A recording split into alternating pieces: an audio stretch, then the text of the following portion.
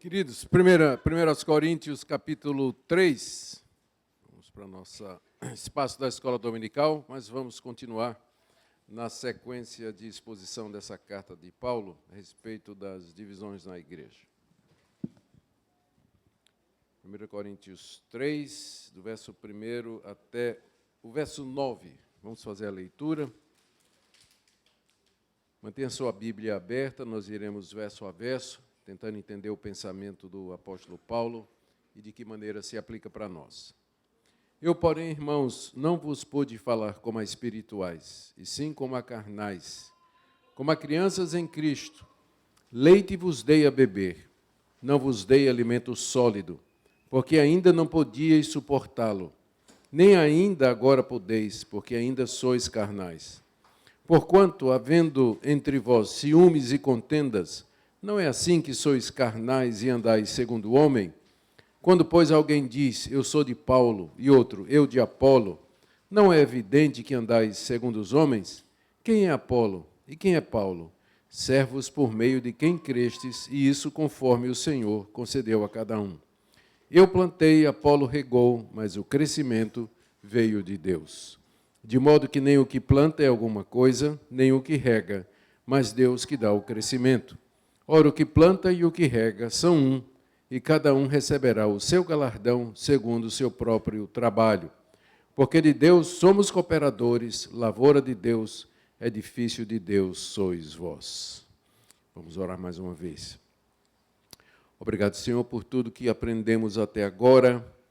Te damos graças, ó Deus, porque o Senhor nos chama a sermos um só corpo e a termos uma só esperança. Nós oramos, ó Deus, que divisões humanas, divisões carnais, não quebrem a unidade da Tua igreja. Oramos particularmente pela nossa igreja, para que esse amor, essa união seja manifesta, não somente entre nós, mas ao mundo que nos observa. Pedimos também que o Senhor nos ajude a entender essa passagem e de que maneira aplicar o nosso coração. Em nome de Jesus. Amém. Queridos, por amor dos queridos irmãos que estão chegando hoje para passar o dia conosco e que não acompanharam, nós estamos vendo o ensino de Paulo na primeira carta aos Coríntios, do capítulo 1 até o capítulo 3, a respeito de um problema que tinha na igreja de Corinto, que era divisões que haviam se formado, grupos dentro da igreja que haviam se formado como uma espécie de fã-clube, culto à personalidade, é o melhor termo, em torno das figuras que tinham tido uma participação no passado recente da igreja. Paulo, fundador da igreja, Apolo, o pastor que veio no lugar de Paulo, extremamente eloquente, e Pedro, que era... A gente não sabe se Pedro esteve em Corinto, não temos nenhuma base para dizer nem que sim, nem que não. Mas, de qualquer forma, havia um culto a Pedro, a personalidade de Pedro, lá na igreja de Corinto, provavelmente por ele ser o líder dos 12. E havia mais um grupo que se julgava superior, se intitulava o grupo de Cristo, e eram provavelmente os chamados espirituais, que Paulo vai mencionar mais adiante aqui na carta. Paulo aborda essa questão das divisões, trazendo alguns princípios gerais, que não somente se aplicavam àquela situação, mas se aplicam a situações similares nos dias de hoje. Primeiro, Paulo mostrou que fez um contraste entre a sabedoria humana e a sabedoria de Deus. Aquele culto à personalidade era fruto do mundanismo dos coríntios, que antes de entrarem na igreja, cultuavam os grandes retóricos, os sofistas, os eloquentes discursadores de praça, e eles valorizavam, então, a retórica, a eloquência, a habilidade com as palavras, a sabedoria com que um discurso era feito, o uso das emoções, ou a manipulação das emoções, entonação de voz, a postura no falar. Coisas positivas você gesticula com a mão direita, coisas negativas você gesticula com a esquerda. Enfim, tudo isso, havia toda uma técnica que era usada para poder convencer as pessoas. E isso foi trazido para dentro da igreja e aplicado aos pastores e pregadores da igreja, o que provocou a contendas e dissensões e ciúmes e uma disputa para ver quem tinha sido o melhor pastor, quem era o melhor pregador, quem era o mais erudito e assim por diante. Nós já vimos que não tem dificuldade em a gente ter pregadores prediletos. O problema é quando a gente faz um culto à personalidade que acaba menosprezando e rejeitando a contribuição que outros pregadores podem trazer também. Então, Paulo faz esse contraste entre a sabedoria do mundo e a sabedoria de Deus. O contraste está nisso, que em vez de exaltar o homem, Deus humilha o homem, salvando mediante um carpinteiro pendurado numa cruz. Para o mundo, absolutamente loucura, mas essa é a sabedoria de Deus. É o ponto maior da sabedoria de Deus. O segundo princípio de Paulo foi a vocação dos coríntios. Eles deveriam olhar entre eles e ver que não havia muitos nobres, poderosos, sábios, mas Deus tinha chamado exatamente o povo comum para fazer parte da sua igreja, o que já mostra o que é que Deus pensa de você exaltar pregadores e exaltar personalidades e assim por diante. Terceiro ponto que nós vimos foi Paulo lembrar aos coríntios o tipo de pregação que ele teve quando pregou o evangelho pela primeira vez na cidade. Paulo tomou a decisão de não usar aquele tipo de retórica e argumentos que os coríntios tanto valorizavam, porque ele queria que a fé dos coríntios estivesse apoiada no poder de Deus e não na pessoa dele, e não na pessoa de Paulo. Por isso ele tomou essa decisão. E, em seguida, o quarto princípio que ele colocou foi que, uma vez que os coríntios queriam tanto o Espírito Santo e manifestações espirituais, eles pensavam que eram espirituais, o apóstolo Paulo lembra que a principal função do Espírito Santo é revelar a cruz para nós e mostrar quais são as implicações e aplicações da cruz do Calvário para a vida em comunidade, para a vida em igreja. A cruz nivela todos. Todos somos salvos pela mesma cruz, do mesmo modo, portanto, não há comparação, não há exaltação de um em detrimento de outro, como nós ouvimos o pastor Samuel falar aqui também. O quinto princípio é o que nós veremos agora pela manhã. Paulo diz quem são, na verdade, os pregadores, aqueles que estavam sendo exaltados, culto à personalidade em torno da figura deles, aqueles que estavam sendo comparados por conta das suas habilidades de pregação, de conhecimento e tudo mais. Quem, na verdade, são os pregadores e como nós os deveríamos considerar em contraste com aquela atitude dos coríntios. É o que nós vamos ver aí, do verso 1 até o verso 9. Eu vou dividir aqui nas seguintes partes. Primeiro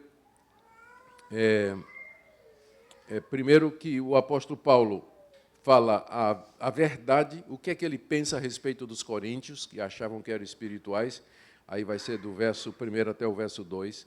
Depois, Paulo vai dizer por que é que ele diz que os coríntios não são espirituais.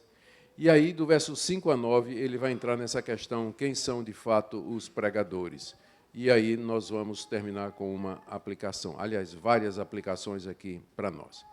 Então, vamos lá. Vamos começar com o que Paulo pensa a respeito dos coríntios, verso 1 a 2. Eu, porém, irmãos, não vos pude falar como a espirituais, e sim como a carnais, como a crianças em Cristo. Leite vos dei a beber, não vos dei alimento sólido, porque ainda não podíeis suportá-lo, nem ainda agora podeis, porque ainda sois carnais. Paulo começa dizendo, porém,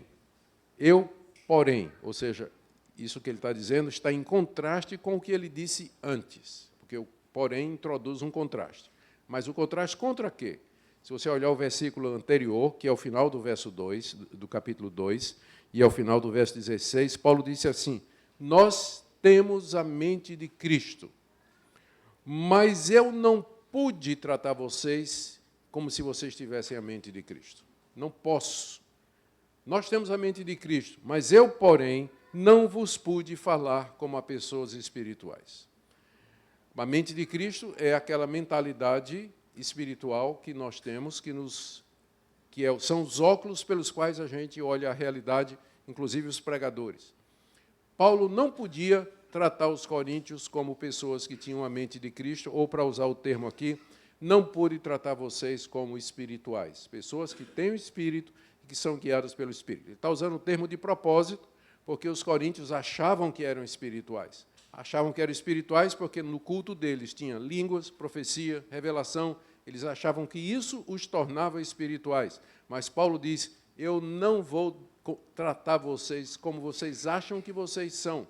Vocês não são espirituais, na verdade, final do verso 1, vocês são carnais. Aqui o contraste entre carne e espírito, que é muito comum no apóstolo Paulo. Carne está muito ligado a mundo, está muito ligado a pecado, está muito ligado a condenado pela lei, está muito ligado a tudo aquilo que é oposto a Deus. Carne é a natureza corrompida do homem e toda a cultura que foi criada a partir disso. Vocês são carnais. Paulo diz isso para os coríntios, ou seja, vocês estão procedendo como as pessoas do mundo fazem. São as pessoas do mundo que exaltam os seus heróis, têm culto à personalidade, que fazem comparações, brigam, têm guerra de torcida e esse tipo de coisa. Então, isso é coisa do mundo. Vocês são carnais, como o mundo é. Eu não posso tratar vocês como espirituais, como vocês pensam. Aqui é interessante porque percebe-se, alguns estudiosos chamaram a atenção, que aqui você tem três. Você se encaixa numa dessas três categorias. Primeiro, ele falou no verso 14 do capítulo 2 do homem natural, o psíchikos no grego, que tem a ver com a palavra psique, de onde vem psicologia e tudo mais, e se refere à alma humana. Então, ele diz, o homem natural, né, o psíchikos, é a maneira como nós, é o homem no estado em que ele nasce. É o não convertido. Tá? É o não convertido. Ele fala do homem natural. No verso 15, ele fala do homem espiritual, que é aquele que nasceu de novo, recebeu o Espírito Santo, tem a mente de Cristo. E agora a terceira categoria, o carnal, que é o crente, mas que é o crente que Paulo diz aqui no final do verso 1, que é criança em Cristo. Ele ainda não aprendeu, ele ainda não entendeu todas as implicações de Cristo ter morrido na cruz e de nós termos recebido o Senhor Jesus como Senhor e Salvador. Então, você certamente está encaixado numa dessas três categorias aqui, não é? Espero que todos nós sejamos espirituais, maduros, aqueles que entendem todas as implicações da cruz. Essa é a triste verdade que Paulo tem que dizer aos coríntios. Paulo tem que decepcioná-los, porque os coríntios pensavam que eram espirituais. Mas eles pensavam que tinham chegado a essa conclusão da maneira errada. Paulo agora diz a verdade. Vocês não são espirituais como vocês pensam. Na verdade, vocês são carnais. Vocês são crianças em Cristo, são neófitos. Vocês estão procedendo como quem está começando no Evangelho agora. Por essa razão, Paulo diz, eu dei leite a beber a vocês e eu não dei alimento sólido. Nas vezes que eu tive aí, na pregação, na plantação da igreja, e depois mais 2 ou 3 visitas que Paulo fez, Paulo não pôde avançar na revelação do conhecimento de Cristo para aquela igreja, exatamente por conta dessa atitude deles. Eles não tinham condições de receber o alimento sólido.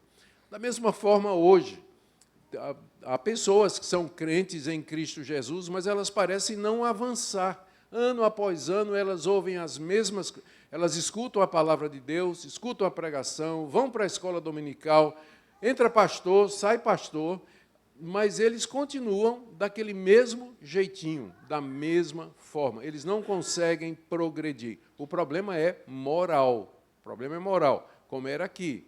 E no caso aqui era inveja, comparação, ciúmes, contendas, brigas, que impedia que eles amadurecessem no conhecimento de Cristo Jesus. E essa era a verdade a respeito daquela igreja. Paulo não disse que eles não eram crentes, mas eles eram crentes que não haviam crescido, não haviam evoluído. E notem que era uma igreja onde tinha toda aquela manifestação extraordinária de dons. E aí nós estamos querendo fazer essa separação entre manifestação de dons espirituais e a verdadeira espiritualidade. Você pode ser uma pessoa que tenha esses dons e ser carnal, ser absolutamente carnal, como era o caso da igreja de Corinto. Espiritualidade se mede por outra coisa e não por essas manifestações. Eu não pude dar alimento sólido a vocês, porque vocês não podiam suportar quando eu estava aí, e nem ainda a atitude de vocês, a maneira de vocês tratarem os pregadores, isso mostra que vocês ainda são carnais. Quando Paulo diz, ainda sois carnais, ele deixa ver um rastro de esperança, uma réstia de esperança de que eles ainda são carnais, mas que eles vão se tornar espirituais, eles vão amadurecer. Paulo tinha essa expectativa. Essa é a verdade que Paulo tem que dizer a respeito da igreja de Corinto. E, queridos, isso pode ser dito também hoje de comunidades inteiras, de igrejas inteiras, denominações inteiras, que têm um conceito errado de espiritualidade, conceito errado de liderança. Não é que eles não são crentes, eles são apenas carnais, eles são novatos em Cristo, eles não amadurecem, eles giram sempre em torno da mesma coisa, mas as profundezas do Evangelho, as coisas mais adiante, avançadas do Evangelho, isso aí eles não compreendem. E eu não quero envergonhar nenhum de vocês aqui, mas eu posso dizer isso da minha igreja lá em Recife. Lá a gente, nos últimos anos, especialmente depois da pandemia, a gente recebeu centenas de pessoas que vieram dessas igrejas.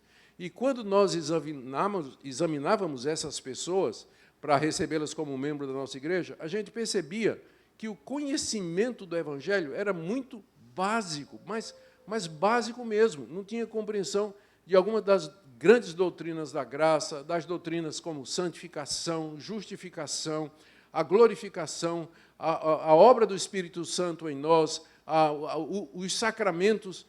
Eles criam em Cristo, eram crentes verdadeiros, mas a gente notava, e alguns deles tinham sido líderes nessas igrejas, e durante anos. E eles chegavam dizendo, nós estamos começando agora, nós estamos aprendendo, agora que nós estamos vendo essas coisas. Então, nós não queremos ser assim. Nós queremos ser uma igreja que avança no conhecimento de Cristo, uma igreja madura, uma igreja que tenha a visão correta com relação às coisas de Deus, particularmente com relação aos líderes. E eu quero dizer que você é bem-vindo. Se você vem de uma igreja assim, onde não tem doutrina, não tem ensinamento, você é muito bem-vindo. Nós cremos que a melhor maneira de você crescer e amadurecer é expor você à doutrina bíblica. Essa era a verdade a respeito dos coríntios. Porque Paulo tinha chegado a essa conclusão, ele diz no verso 3 e 4, havendo entre vocês ciúmes e contendas, não é assim que sois carnais e andais segundo o homem? Quando, pois, alguém diz, eu sou de Paulo, e outro, eu de Apolo, não é evidente que andais segundo os homens? Paulo entende que o culto à personalidade é típico do homem sem Cristo, do homem sem Deus. O homem sem Deus, o nome já está dizendo, ele vai procurar outro Deus. Ele vai idolatrar seu herói de basquete, de beisebol, de futebol, soccer, ele vai fazer tudo isso. Ou então ele vai idolatrar e ter um culto à personalidade em torno de atores, em torno de youtubers, em torno de todo mundo se destaca, das celebridades. E são capazes de fazer qualquer coisa por essas celebridades. Tatua o nome, não é, da pessoa, do herói, não é? Sem crítica nenhuma tatuagem, só o conteúdo. Então, e uma série de outras coisas, porque eles não conhecem a Deus, eles não conhecem o Senhor. Então, todo homem está à procura de um altar diante do qual se ajoelhar. O coração do homem é uma fábrica de ídolos. Se ele não adorar a Deus, ele vai achar um ídolo diante de quem ele vai adorar. Então, dentro da igreja, isso, eu sou de Paulo, eu sou de Pedro, eu sou de Apolo, é um sinal de imaturidade, é um sinal de mundanismo e é uma luz vermelha acendendo, dizendo é preciso haver crescimento, é preciso haver maturidade com relação a isso aí. Essa foi a conclusão que Paulo chegou com respeito aos coríntios, exatamente por conta dos ciúmes e contendas que havia entre eles em torno das grandes personalidades. Quando alguém diz, eu sou de Paulo, e eu de Apolo. Está faltando Pedro aqui, provavelmente porque, como eu disse, a essa altura, a briga maior parece ter sido entre o grupo de Paulo e o grupo de Apolo, que foi o pastor que veio depois de Paulo, né? E que era um pregador de primeira. Então, na hora que você diz, eu sou de Paulo e eu de Apolo, não é evidente que vocês andam segundo os homens. Gente, eu volto a dizer para vocês, nem Paulo, nem Apolo, nem Pedro deram motivo para que as pessoas formassem um culto à personalidade ou um grupo em torno do nome deles. Nenhum verdadeiro pregador do Evangelho procura seguidores. Nós queremos seguidores, nós procuramos discípulos de Cristo. É isso que nós procuramos. Se você encontrar um pastor cuja preocupação é o número de seguidores no Instagram, no YouTube, no Twitter, você está seguindo o cara errado. Ele está fazendo as coisas pela motivação errada. Nossa preocupação nunca deveria ser essa. O que nós queremos é fazer discípulos para o Senhor Jesus. E isso tem que estar muito claro diante de nós. O fato, por exemplo, de que eu tenho uma camisa aqui com esses nomes, isso aqui, nós que tem um ponto depois de Spro, né? Então, termina aqui a lista. Então, significa apenas que nós somos gratos a Deus pelos homens que Ele levantou através da história. Mas eu não conheço, dentro do campo reformado, um culto à personalidade, a Jonathan Edwards, o tipo assim, ele foi o cara que Deus levantou na Nova Inglaterra, o maior filósofo que já teve nos Estados Unidos, quem melhor interpretou o pensamento de João Calvino e que realmente estabeleceu as bases da sistemática da teologia reformada. E ninguém mais se encosta, e briga, e disputa, e tudo mais. Dentro da Igreja Reformada, você não vai encontrar isso aí, mas a consciência de que essas pessoas são o que Paulo vai dizer em seguida. Eu sou grato a Deus pela vida de todos esses homens, mas eu sei que eles são falíveis, eles erraram em algumas coisas, poucas coisas, na verdade não me lembro de nenhuma. Brincadeira. E eu tenho divergências aqui com praticamente todos esses aqui. Eu tenho divergências de pensamento, em coisas secundárias, é claro, com essas pessoas aqui.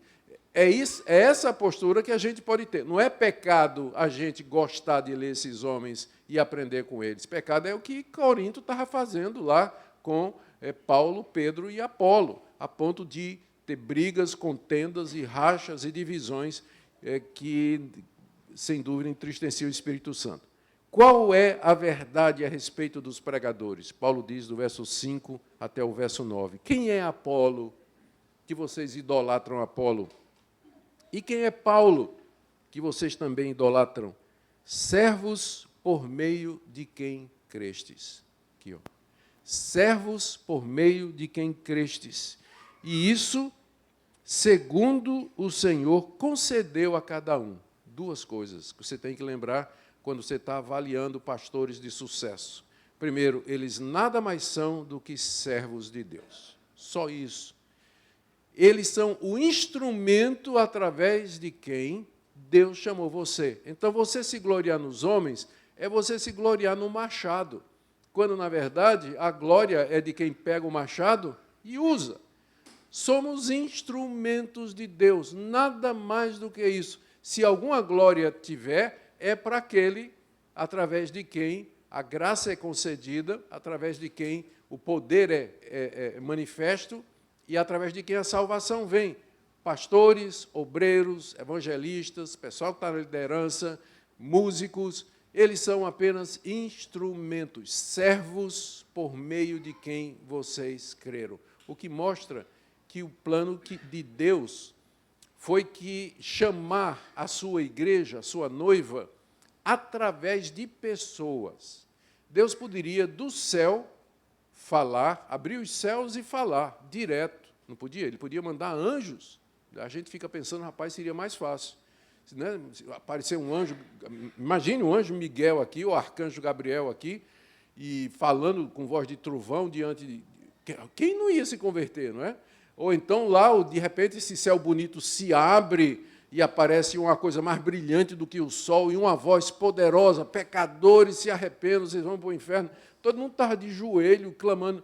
Não foi esse o método de Deus. Deus resolveu chamar pessoas como você e como eu, pessoas simples, ordinárias, comuns, pecadoras, através de quem ele poderia trazer, ou através de quem ele manifesta a sua graça. É isso que os pregadores são, servos por meio de quem crestes. Ah, mas tem uns que tem mais gente se convertendo através dele do que através do outros. Lê o resto do versículo. E isso conforme o Senhor concedeu a cada um.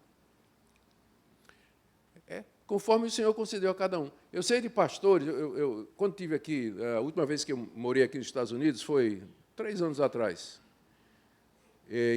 na Carolina do Norte, numa cidadezinha chamada Snow Camp. E eu vim para tirar 6 meses de descanso, acabou sendo 5 meses de descanso.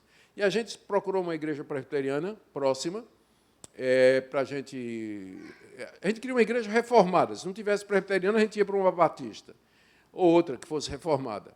Mas tinha uma igreja presbiteriana próxima, e que era da PCA, que é a denominação presbiteriana conservadora aqui nos Estados Unidos, e eu fui com a Minca lá. E eu me encantei com a pregação do pastor. O pastor era bíblico, expositivo, breve, no ponto, e falava de uma maneira cativante. Eu olhei para a congregação assim, tinha 60 pessoas. Disse, meu Deus, como é que um pregador desse tem 60 pessoas? Aí voltamos no domingo seguinte, mesmo número de pessoas. Frequentando durante 5 meses, eu acho que não teve recepção de nenhum novo membro. E era um dos melhores pregadores que eu tinha escutado. Esse pastor vinha fielmente servindo aquela igreja por 15, 20 anos, mantendo o rebanho, resolvendo os problemas, arrancando o toco, saindo do sério, como determinados pastores saem do sério, e enfrentando as angústias e as dificuldades que o pastoreio representa, mas ele foi fiel, estava sendo fiel ali.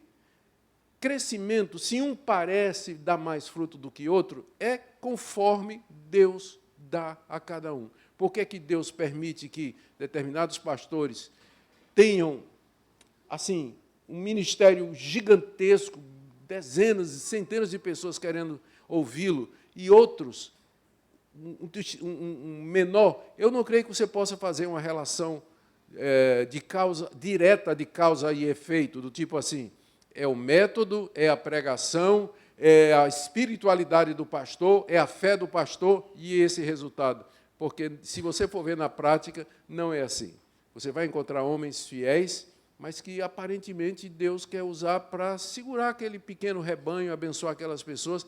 E, de repente, você vai encontrar pessoas que não são nem tão grandes pregadores assim, não são nem expositores bíblicos de verdade, mas quando eles vão pregar, você tem que comprar ingresso antes para poder entrar no local da quantidade de gente que quer ouvir esse tipo de pessoas. Eu não sei, eu ouço e digo, mas não sei por quê, não é? Não querendo ser crítico, e sendo. Mas acontece isso aí. Servos, é isso que nós somos. Instrumentos, por meio de quem vocês creram. E conforme Deus concedeu a cada um, debaixo da soberana vocação de Deus, porque Deus é quem converte, é Deus é quem chama. É isso quem somos. Quem é Apolo e quem é Paulo? Servos, instrumentos, e isso conforme Deus concedeu a cada um. E tem mais. Existem ministérios distintos. Olha o que ele diz aqui. Verso 6. Eu plantei, Apolo regou, e o crescimento veio de Deus. Ele faltou dizer aqui que o pastor que veio depois de Apolo colheu, né? Paulo plantou a igreja.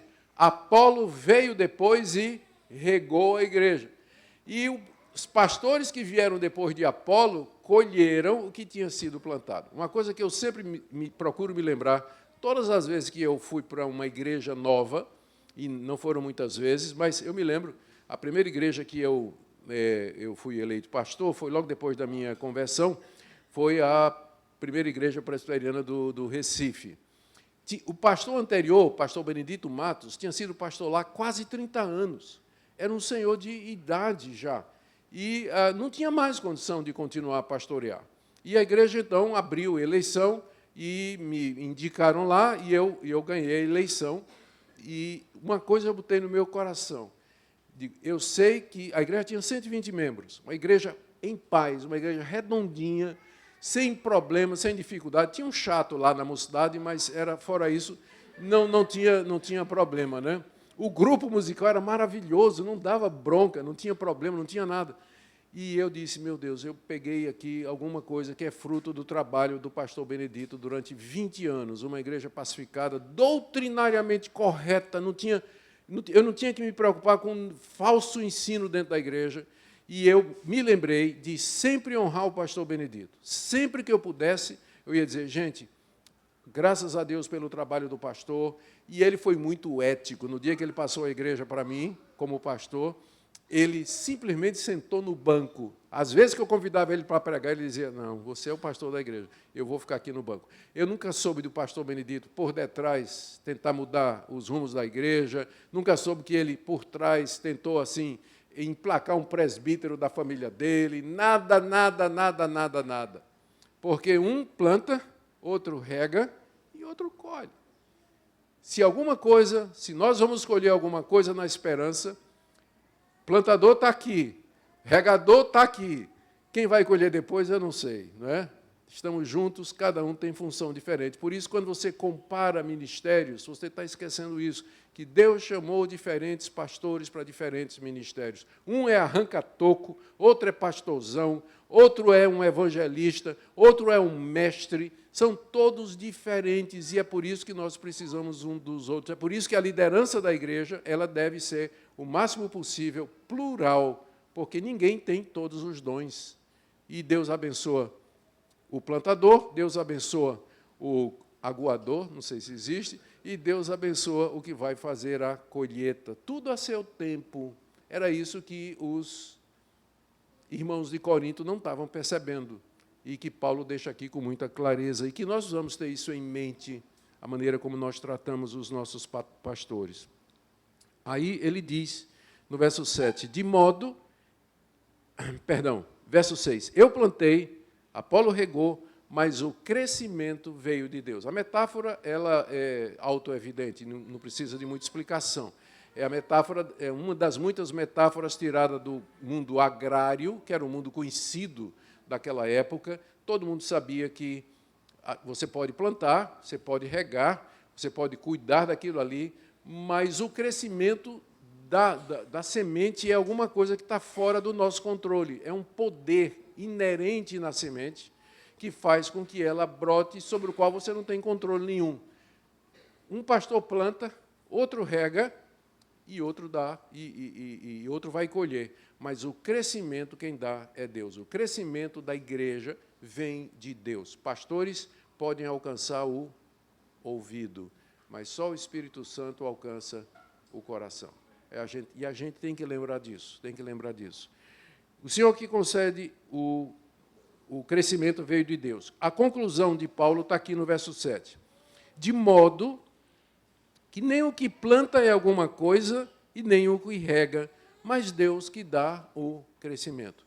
Na hora que você diz, eu sou de Paulo, eu sou de Apolo, você esqueceu esse princípio aqui, que eles não são nada. Nem Paulo nem Apolo são nada. Mas, se alguém vai receber a glória, é aquele que faz crescer. É aquele que dá o crescimento, que é o nosso Deus. A conclusão aqui, ela contempla ainda os versos 8 e 9. Ora, o que planta e o que rega são um. Quer dizer, eles estão unidos no mesmo propósito. Eles têm a mesma finalidade, que é fazer o evangelho conhecido, chamar as pessoas para participar da igreja. Entretanto, embora eles tenham a mesma finalidade, cada um, verso 8, receberá o seu galardão segundo o seu próprio trabalho. Temos todos o mesmo propósito, somos um. Estamos unidos nesse objetivo. E Deus vai dar a recompensa a cada um conforme o trabalho de cada um. Mas quem vai julgar isso é Deus, que é o que nós vamos ver na próxima mensagem, quando Paulo vai dizer assim, quando você diz, eu sou de Paulo, eu sou de Apolo, você está se precipitando, porque você não conhece o coração de Paulo e não conhece o coração de Apolo. Então, tem que esperar o dia do juízo, quando todas as coisas serão manifestas. E aí você vai ver realmente quem era temente a Deus, quem é que fez as coisas pelos motivos certos, e as pessoas que vão receber, de fato, o louvor conforme a vontade de Deus. Cada um vai receber seu galardão segundo o seu próprio trabalho, porque de Deus nós somos cooperadores. É isso que os pastores são, nada mais, são cooperadores de Deus. E que privilégio, não é? Ser cooperador do Senhor. Vocês são lavoura de Deus, onde nós temos o privilégio de trabalhar, e vocês são o edifício de Deus, uma metáfora que a gente ouviu também o pastor Samuel falar aqui no culto. Somos um edifício que está sendo construído para a habitação de Deus. É isso que a igreja é, e os pastores, eles são instrumentos de Deus para isso. Ponto. Fim do argumento de Paulo. Eu vou pegar uma aguinha aqui. Obrigado, pastor. Um prega e o outro traz água.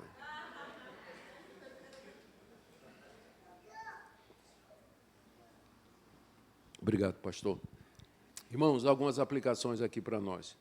Primeiro, veja a soberania de Deus na salvação. Paulo não está falando aqui de predestinação, de eleição, mas a soberania de Deus na salvação transpira em cada versículo. É Deus que dá o crescimento, é Deus que chama, é Deus que faz crescer. Então, todo mundo percebe que Paulo trabalha com essa convicção de que a salvação é alguma coisa do Deus soberano. Nossa tarefa é pregar ao mundo todo, ao máximo possível de pessoas, mas a gente sabe que é Deus quem vai chamar. A soberania, nesse ponto, é de Deus. E isso deveria trazer para nós descanso. Porque, às vezes, fica uma cobrança em cima do pastor, aqui abrindo o coração, fica uma cobrança por números, por crescimento, por expansão. Mas o pastor não pode converter ninguém. O que ele pode fazer é ser fiel. Fiel, pregar a palavra com veracidade, fidelidade, e, se Deus quiser, aquele trabalho vai ser abençoado e vai crescer. Então, pressão em cima do pastor é pressão no lugar errado. Você tem que fazer pressão em cima de Deus, né? É em cima dele. A pressão é em cima dele. Senhor, né?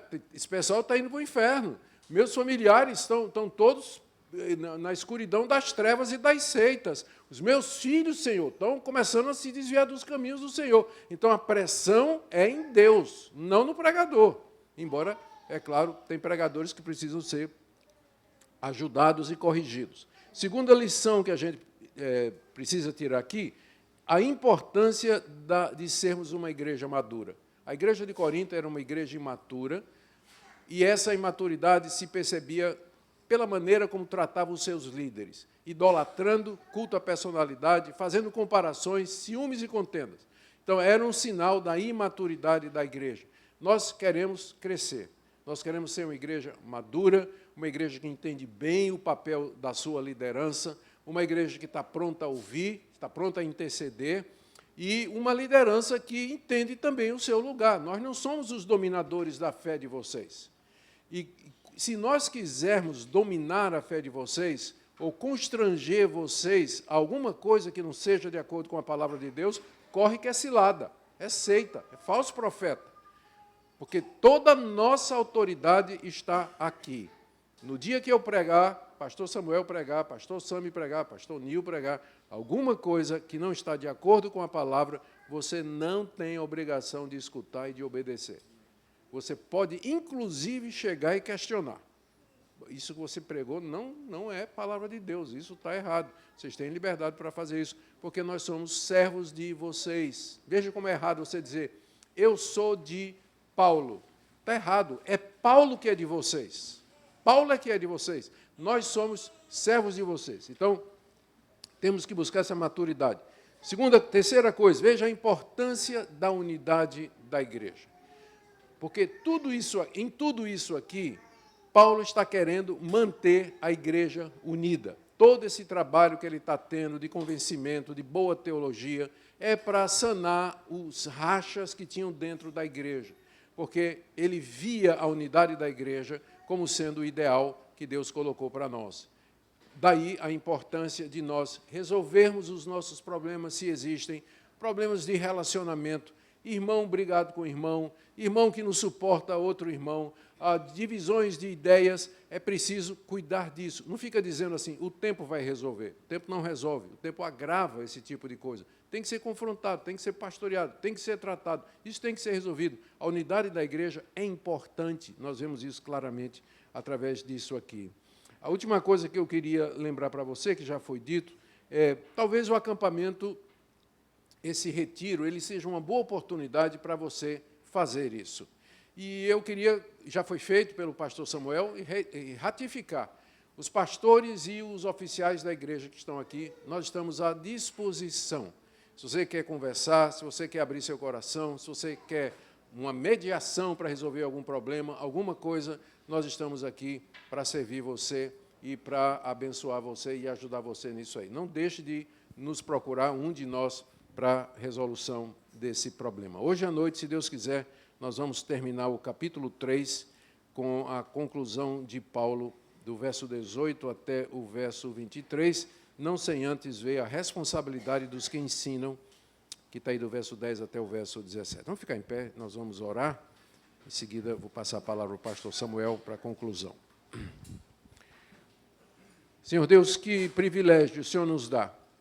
Tua palavra diz que o Senhor Jesus colocou na igreja apóstolos, profetas, evangelistas, pastores e mestres para a edificação da igreja, para a edificação do corpo de Cristo, para o ministério dos crentes, para que eles possam também exercer os dons espirituais que o Senhor deu para eles. Nós pedimos que o Senhor nos dê humildade, que nós, pastores e presbíteros, possamos ver o nosso lugar, que nós não somos nada além de servos, de instrumentos, de pessoas com distintos ministérios que servem ao Senhor. Senhor, nós oramos que o Senhor nos livre da pressão dos números e que o Senhor nos dê tranquilidade para sermos fiéis. E também nós pedimos, ó Deus, que o Senhor abençoe a fidelidade, de maneira que nós vejamos crescimento do número de pessoas que te amam, de famílias que desejam servir ao Senhor conosco, para que essa igreja possa plantar outras igrejas e investir no trabalho missionário pelo mundo afora. Nós oramos, ó Deus, assim, que o Senhor também guarde essa congregação, para que ela possa olhar para os pastores da maneira correta, sem idolatria, sem culto à personalidade, sem comparação, mas sabendo que são pessoas diferentes, com ministérios diferentes, todas com o mesmo propósito de glorificar o teu nome. Ouve a nossa oração, em nome de Jesus. Amém.